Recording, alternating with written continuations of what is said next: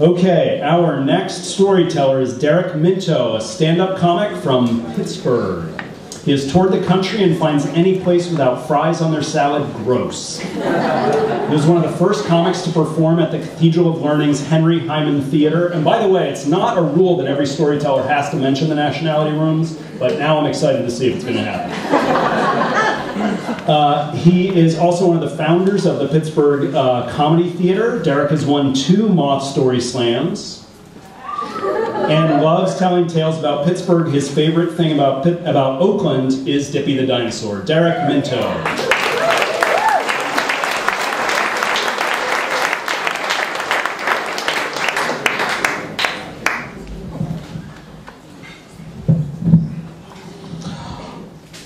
It still kind of baffles me to this day that at one point in my 20s, I convinced 40 adults to run from the bottom floor of the Cathedral of Learning all the way to the top to do one single task, and that was to bring me breakfast. I grew up in Mars, Pennsylvania, and if you're familiar with Mars or you know of the area, there's nothing fun to do there. And me and my friends, when we were younger, we decided we had to make our own fun. So when I came back from college that year, we made our own scavenger hunt called the Leif Erikson Classic. It was a 24-hour-long video scavenger hunt where people did things and they wore Viking helmets, and it was crazy. And the second year we did it, first year we had 17 people participate, which were mostly our friends, and the next year we had 40 people participate, many of which we did not know.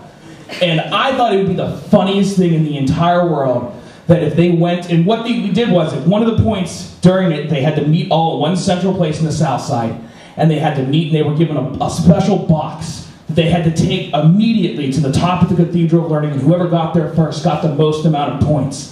And there I was sitting at the top of the Cathedral of Learning, as far up as those elevators went, with a checkered cloth, just sitting there, and they were running up the stairs, and as they got there, I would take each box and open it up, and one would have a glass of orange juice, and another one would have a glass of milk, and another one would have strips of bacon, and another one would have eggs, and toast, and a ham steak. Anything that I ever saw in a breakfast commercial cereal that looked like it should be there, I had them bring me. And I thought it was the funniest thing in the entire world. And the thing that I took from all this is they had a great time doing this incredibly crazy, weird task. And I took that to my heart. That's what I wanted to do. I wanted to make fun for other people. I wanted to organize fun for other people. I wanted to entertain people. And so when I got out of college, I dove headfirst into comedy. I immediately began doing stand-up, and one of the first things that got even brought up in the intro was I got to perform at one of F&I's improv nights as a feature act as a stand-up, and it just so happened to be it got moved into the Henry Hyman Theater, which is this beautiful space where you're surrounded by people like the Globe Theater. It's this beautiful, immaculate space.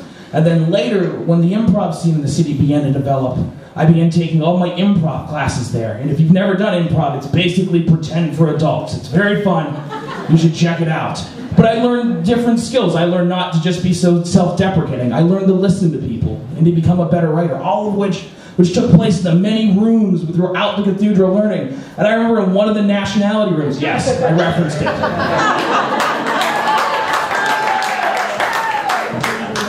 One of them that has the pulpit, I cannot remember which one. I gave this dramatic monologue while I was pretending I was a robot dog about what it is to be human. Entirely pretending. I'll never forget that moment.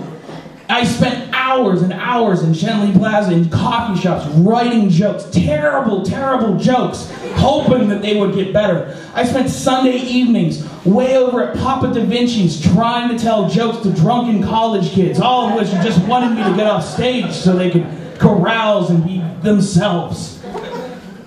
And as the comedy scene in the city began growing, as the city of Pittsburgh began going up, it became clear that there was a need to showcase all the humor that was being seen. We're funny people here. And so we decided, a bunch of people within the different communities, that we would make a comedy festival. And I began gathering all the resources I gathered throughout the year. Our headliner, Judah Friedlander, he had family from Pittsburgh. He had been here many times, but I had to convince him of the theater. I had already spent time there, and I explained to him exactly what the theater would be like.